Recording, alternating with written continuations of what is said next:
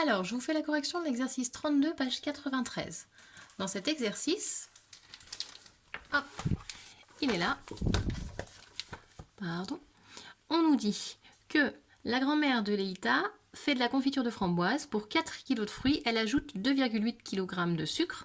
On nous demande quelle quantité de sucre elle va devoir ajouter si elle a 3 kg de framboise. Et en deuxième question, si elle ajoute 4,2 kg de sucre, quelle quantité de fruits va-t-elle avoir? Donc, je vais présenter de cette manière-là. Je me pose la question, j'écris pour 4 kg de fruits, donc de framboises, on a 2,8 kg de sucre. C'est ce qui est donné dans l'énoncé, dans l'exercice. Ici, j'ai rien modifié. On me pose la question, pour 3 kg de fruits, combien est-ce que j'ai de sucre? Si je trouve le nombre à mettre ici, j'ai répondu à la question. Deuxième question, combien de kilogrammes de fruits me faudra-t-il si j'ajoute 4,2 kg de sucre? Donc si je trouve le nombre à mettre ici, j'aurais répondu à la deuxième question. Je m'interroge à la première déjà. Pour passer de 4 kg à 3 kg, ici, le plus simple va être de rajouter le 1 kg. Si je rajoute la ligne intermédiaire de 1 kg de fruits, qui va me donner un certain nombre de kilogrammes de sucre.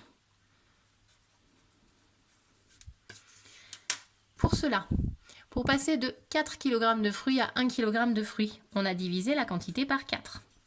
Donc, la masse de sucre va également être divisée par 4. 28 divisé par 4, ça fait 7, puisque 7 fois 4, ça fait 28. Étant donné qu'on est à 2,8, ici on est donc à 0,7. Si on a un doute, on peut utiliser sa calculatrice si on préfère. Donc, pour 1 kg de fruits, on va avoir 0,700 kg de sucre. Donc 700 g de sucre. Pour trouver mes 3 kg de fruits, ici je vais multiplier la quantité par 3. J'ai 3 fois plus de fruits. Donc je vais avoir 3 fois plus de sucre. C'est proportionnel. 0,7 fois 3, ça fait 2,1. Donc on a répondu à la première question. Si on a 3 kg de fruits, on va devoir ajouter 2,1 kg de sucre. Dans la deuxième question, on nous pose 4,2 kg de sucre. Ben là, on se rend compte que 2,1 et 4,2, 4,2 c'est le double, 2,1 c'est la moitié.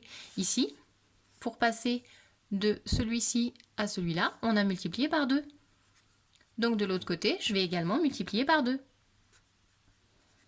J'écris bien les flèches au fur et à mesure. C'est important, si on a les mêmes opérations des deux côtés, c'est qu'on est dans une situation de proportionnalité. C'est qu'on a bien appliqué les règles de proportionnalité, ça marche. Donc j'avais 3 kg de fruits que je multiplie par 2. Donc si on a ajouté 4,2 kg de sucre, ça veut dire qu'on avait 6 kg de fruits. Si on veut faire la même chose en utilisant un tableau de proportionnalité, on va écrire dans notre tableau, j'ai la masse de fruits en kilogrammes et la masse de sucre en kilogrammes. On me dit dans l'exercice que pour 4 kg de fruits, j'ai 2,8 kg de sucre. C'est bien ça. On me pose la question pour 3 kg, donc que je vais mettre ici. Alors, deux possibilités. Soit on utilise la même technique qu'on avait fait en haut, que je vais vous montrer juste après, soit j'utilise le coefficient de proportionnalité. C'est-à-dire que je sais que 4 fois 7, ça fait 28. Et là, je vois que j'ai un 4 et là, j'ai un 28. Alors, avec une virgule, mais je rajouterai ma virgule. Donc, je vais me rendre compte que ici, on va multiplier, non pas par 7 du coup, mais par 0,7. 4 fois 7, ça fait 28. Et on a une virgule ici, donc on a une virgule ici. Donc, 4 multiplié par 0,7, ça fait 2,8. Donc on a un coefficient de proportionnalité, ce qui veut dire que pour 3 kg, on va faire 3 multiplié par 0,7, ça fait 2,1. Et pour mon 4,2 qu'on me donne, hop, il n'est pas de la bonne couleur. Pour le 4,2 qu'on me donne dans l'exercice, je vais remonter le tableau à l'envers. Donc là, au lieu de multiplier, je vais diviser par 0,7. Et donc, on va arriver à 6. Parce que c'est 6 fois 7 qui fait 42.